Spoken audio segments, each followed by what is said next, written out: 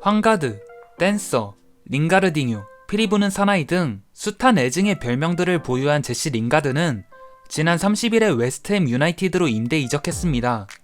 링가드는 19-20 시즌 리그 마지막 라운드에서 경기 종료 10초를 남겨두고 리그 1호 골을 넣는 최악의 페이스를 보여 다음 시즌의 방출이 기정사실화되었습니다.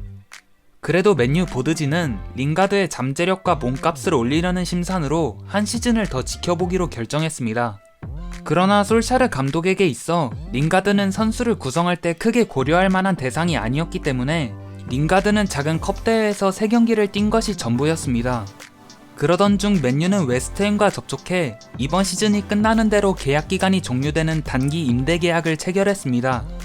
그리고 며칠 뒤 링가드가 아스톤빌라전 선발 명단에 들자 웨스트햄 팬들은 반신반의했습니다.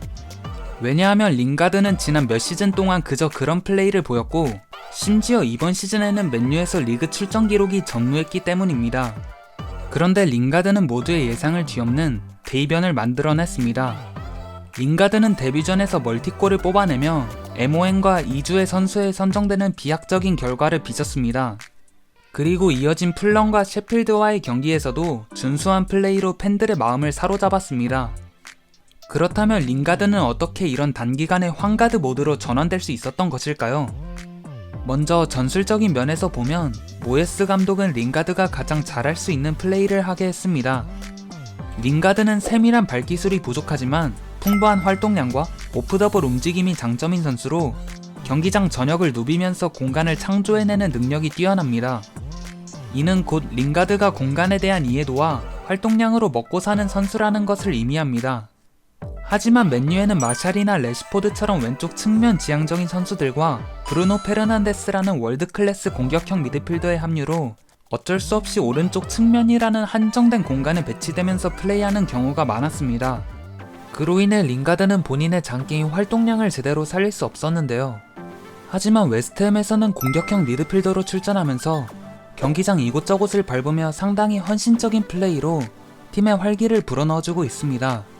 특히 링가드는 웨스트햄의 역습 상황에서 본인의 역할을 톡톡히 했습니다. 팀이 역습을 전개할 때 링가드는 폭발적인 스피드를 활용해 직선적인 드리블로 상대 뒷공간을 후벼파면서 상대 수비 조직을 후방으로 끌어내렸습니다.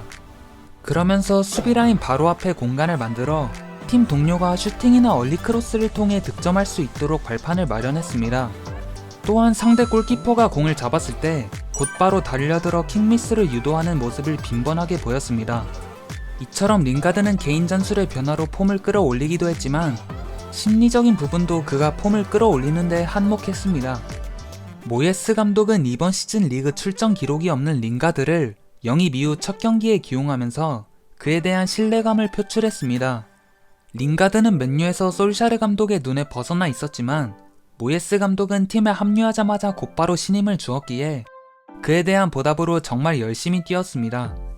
그리고 맨유에서 잠시 벗어난 점도 적지 않은 영향을 미쳤다고 할 수 있는데요. 링가드는 맨유라는 거대한 울타리로부터 벗어나 상대적으로 적은 스포트라이트를 받는 웨스트햄으로의 이적이 링가드에게는 오히려 플러스 효과로 작용했습니다.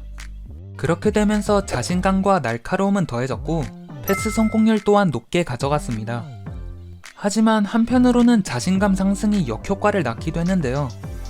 지난 셰필드전에서 링가드는 함께 선발 출전한 란지니와 보엔에 비해 너무 많은 볼 소유권을 잃었습니다.